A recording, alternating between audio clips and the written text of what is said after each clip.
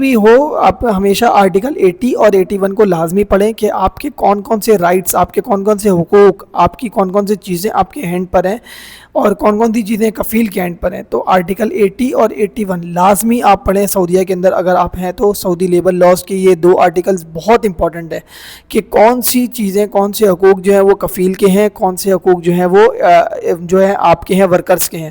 اگر آپ کو یہ چیزیں معلوم ہوں گی تو کبھی بھی آپ کے ساتھ کوئی بھی زیادتی نہیں کر سکتا. آفس میں، ایچ آر میں کوئی بھی آپ کے ساتھ جو ہے نا غلط نہیں کر سکتا. کوئی بھی کفیل آپ کے ساتھ یہ سب چیزیں نہیں کر سکتا. اور اگر آپ کو یہ چیزیں نہیں معلوم ہوگی، جیسا کہ اکثر لوگوں کو معلوم ہی نہیں ہوتی ہیں سعودی لیبر لاز کے بارے میں، قانون کے بارے میں، تو میں ان سے یہی کہوں گا کہ کم سے کم اپنے آپ کو ایجوکیٹ کریں، اپنے آپ کو تھوڑا سا دیکھ لیں، ویڈیوز وغیرہ سرچ کریں اور اس طریقے کی معلومات آپ رکھیں. اس کے بعد جو ہے وہ آگے کوئی بھی آپ کسی بھی کنٹری آپ جائیں، پہلے وہاں کی معلومات، وہاں کے لاز، وہاں کے قانون آپ کو پتہ ہونے چاہیے.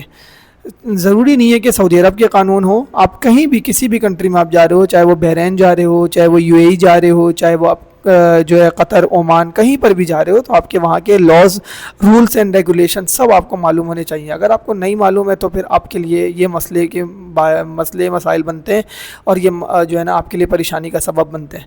تو بہتر طریقہ یہی ہے کہ ان لاز کو ایک دفعہ پڑھ لیں. سعودی لیبر لاز کے کچھ آرٹیکلس ہیں وہ انگلش میں ہیں تو ان کو ٹرانسلیٹ کر کے اردو میں پڑھ لیں، اور اگر عربی آپ کو آتی ہے پڑھنا تو عربی میں بھی آپ پڑھ سکتے ہیں.